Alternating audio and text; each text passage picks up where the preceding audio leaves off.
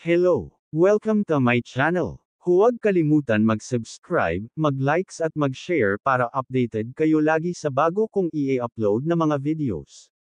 Ang pag-uusapan natin ngayon ay tungkol sa isang judge na naman na tinanggal ng Korte Suprema na kamakailan lang inilathala ng Supreme Court Information Office nila noong March 3, 2024.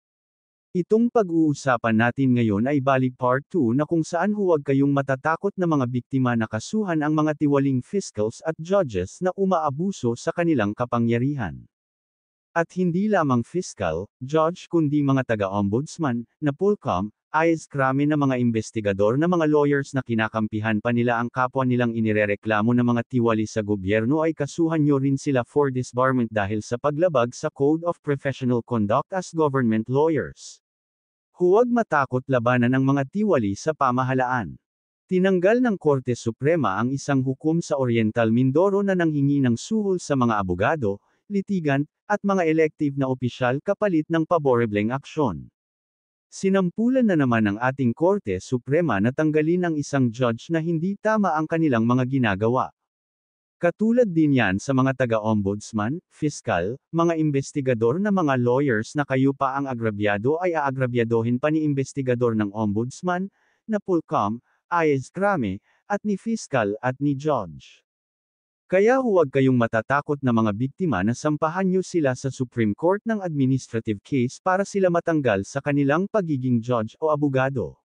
Naglilinis na ngayon ang Korte Suprema laban sa mga tiwali na mga abogado sa gobyerno. Tulad ng sinabi ko sa unang vlog natin na can a judge be sued administratively in the Supreme Court in a case decided by him? O maaari bang kasuhan ng administratibo ang isang hukom sa Korte Suprema sa kasong napagdesisyonan niya? Narito ang isang hatol ng Korte Suprema kung paano tinanggal sa pagiging judge si Judge Edrilan Reyes, Presiding Judge of Branch 43 Regional Trial Court of Rojas City, Oriental Mindoro. Tinanggal ng Korte Suprema ang Rojas City Judge dahil sa paghingi ng suhol sa mga abogado at litiganti. Ipinataw ng Korte Suprema ang parusa ng dismissal mula sa serbisyo sa isang hukom na direktang humingi ng suhol sa mga abogado, litiganti, at maging sa mga lokal na elective na opisyal kapalit ng mga paborebleng aksyon. Sa isang per curiam desisyon, hinatulan ng Court en Bank si Judge Edrilan Reyes, Presiding Judge ng Branch 43, Regional Trial Court, RTC, ng Rojas City, Oriental Mindoro na nagkasala ng gross misconduct at iniutos ang kanyang pagpapatalsik sa serbisyo. Iniutos din ng Korte ang pag-alis ng kanyang pagre-retiro at iba pang mga benepisyo, maliban sa mga naipon na kredito sa bakasyon, at ang kanyang walang hanggang pagkadiskwalipikasyon mula sa muling pagtatrabaho sa anumang sangay o ahensya ng gobyerno, kabilang ang mga korporasyong pag-aari o kontrolado ng gobyerno. Inutusan din ng Korte si Reyes na magbayad ng multa na 17,500 Philippine pesos para sa simple misconduct, para sa kanyang kapabayaan sa pangangasiwa sa kanyang mga kawani ng hukuman at pagtiyak ng maayos at ligtas na sistema ng pag-iingat ng record at ebidensya sa kanyang hukuman, na nagresulta sa mga nawawalang baril, exhibit, at piraso ng ebidensya na nasa kustodiya ng hukuman. Noong Agosto taong 2018, itinalaga ng Korte Suprema ang isang laptop kay Respondent Reyes, noon ay acting presiding judge ng Branch 39 RTC ng Rojas City. Ang subject na laptop ay inilipat kay Judge Josephine C. Caranzo sa kanyang appointment sa Branch 39 noong Disyembre taong 2019, ibinalik ni Judge Caranzo ang laptop sa Management Information Systems Office, MISO, ng Korte Suprema, para kumpunihin o palitan. Bilang karaniwang pamamaraan, sinuri ng MISO ang laptop at nakakita ng backup ng mga mensahe sa iPhone, na ang ilan ay nagpakita na si Reyes ay nasasangkot sa tiwaling gawain. Ang MISO ay nagulat ng parehong sa Office of the Court Administrator, OCA, na kumuha ng forensic expert para mag-extract ng data mula sa laptop, na nagresulta sa pagbawi ng mga pag-uusap sa SMS, iMessage, impormasyon sa pakikipag-ugnayan, mga larawan, video, at mga tala sa iPhone. Napag-alaman ng Office of the Court Administrator o OCA investigating team na si Reyes ang gumagamit ng laptop at ang mga may-ari ng iPhone 6s Plus kung saan nanggaling ang iMessages. Ginamit ni Reyes ang nasabing telepono para makipag-ugnayan at humingi ng suhol sa ilang abogado at pribadong individual, kapalit ng paborebleng aksyon sa mga kasong nakabinbin sa kanya. Naging maliwanag na madalas na nakikipag-usap si Reyes kay Attorney Eduardo M. Magsino, Attorney Marlo E. Masangkay, Attorney Lysander Lascano Fetizonan, at Mayor Joselito Malabanan.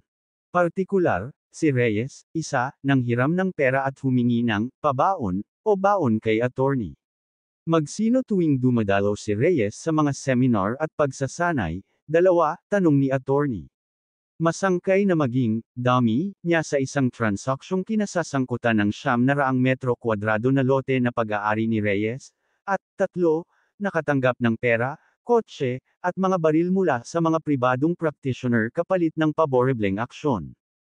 Dahil dito, 3 judicial audit team ang inorganisa para imbestigahan ang Branch 39, 41, at 43 nanograms Oriental Mindoro RTC. Kinumpirma ng audit na humingi ng suhol si Reyes kapalit ng mga utos o resolusyon na nagbibigay ng piyansa o pagbabawas nito, mga desisyon ng pagpapawalang sala, mga utos na nagbibigay ng mosyon sa paglalakbay sa ibang bansa, at mga utos na nagpapahintulot sa plea sa mas mababang pagkakasala. Ang audit ay nagsiwalat din na ang mga baril sa 9 na kaso na pinasyahan ni Reyes na kinasasangkutan ng mga paglabag sa Republic Act No. 10,591, o ang Comprehensive Firearms and Ammunitions Act, ay hindi na i-turn over sa Philippine National Police. Inakala ng mga judicial na audit team na maaaring itago ni Reyes at ng mga abogadong madalas niyang nakakausap ang mga nawawalang baril pagkatapos ma-dismiss ang mga kaso. Sa isang memorandum sa Judicial Integrity Board, JIB, inendorso ng OCA sa JIB ang ulat ng Judicial Audit Teams at ang pagsunod ng Globe Telecom, Inc. Globe, sa resolusyon ng korte na nag-aatas sa kumpanya ng telecom na magbigay ng mahalagang impormasyon sa pagmamay-ari ng mga numero ng mobile phone na nakuha mula sa paksang laptop. Kinumpirma ng Globe na ang mga mobile phone number na nakuha sa laptop ay kay Reyes, Attorneys Magsino, Masangkay, at Fetizonan, at Mayor Malabanan. Inirekomenda ng JIB na idirekta si Reyes na magkomento sa OCA Memorandum. Sa kanyang komento, ikinatwira ni Reyes na ang pagkuha ng kanyang pribadong data ng mobile phone mula sa laptop ay isang walang pakundangan na paglabag sa kanyang karapatan sa konstitusyon sa privacy ng mga sulat. Sinabi niya na ang mga mensaheng nakuha mula sa kanyang mobile phone ay peke, binago, pinakialaman, at hindi mapagkakatiwalaan dahil si Judge Carranzo, na umano'y may palakol na gumiling laban sa kanya, ay may hawak ng telepono bago ito na i-turn over sa miso. Iginiit din ni Reyes na hindi magagamit ang mga narecover na mensahe sa kanyang laptop dahil nakuha ang mga ito nang wala siya at walang pahintulot. Ang korte, sa pagtukoy ng administratibong pananagutan ni Reyes, ay nagbigay diin na ang isang computer na ibinigay ng gobyerno, kahit na pribadong kontrolado, ay napapailalim sa regulasyon at pagsubaybay ng employer ng gobyerno. Ipinasya nito na ang mga pagpapalitan ng SMS, iMessage at ang mga natuklasan ng audit team ay hindi maibubukod dahil walang paglabag sa karapatan ni Reyes sa privacy. Para sa isa, walang inaasahan si Reyes ng privacy para sa mga elektronikong komunikasyon na nakaimbak sa laptop ng paksa. Binigyang diin ng korte na para sa mga hukom at empleyado ng korte, ang mga laptop at computer ay ibinibigay upang mapadali ang gawain ng mga hukuman sa paghatol ng mga kaso, at hindi para sa pribadong layunin. Sa kaso ni Reyes, ang SMS, iMessage na sulat ay nakaimbak sa subject na laptop at hindi sa kanyang pribadong computer. Hindi rin lumabas na sapilitang kinuha sa kanya ang laptop. Ang mga pangyayaring ito ay kumukumbinsi sa korte na ito na si Hukom Reyes ay hindi matagumpay na maangkin na ang Estado ay labis na nanghihimasok sa isang personal na usapin, sabi ng korte. Iginiit din ng korte na dahil walang paglabag sa karapatan ni Reyes sa privacy, ang impormasyong nakuha sa pamamagitan ng judicial audit ay hindi maituturing na bunga ng makamandag na puno. Dagdag pa, kahit na isinasaalang-alang ng korte ang pagkuha ng miso at OCA ng mga mensahe sa iPhone bilang paglabag sa karapatan ni Judge Reyes sa pagkapribado, nalaman ng korte na ito na ang impormasyong nakuha ng judicial na audit team ay dapat ituring bilang isang exception, dahil ito ay hindi maiiwasan. Pagtuklas, sabi ng korte. Sa katunayan, isang administratibong pagsisiyasat sana ang isinagawa, at ang pangkat ng pag-audit ng hudikatura ay mahahanap ang nagsasangkot na impormasyon kahit na wala ang mga pagpapalitan ng SMS, iMessage mula sa laptop. Tuldok-tuldok. Kaya, sa natural na takbo ng mga pangyayari, ang ebidensya at impormasyong nakapaloob sa hudikatura ang ulat ng audit team ay nakarating sa korte na ito.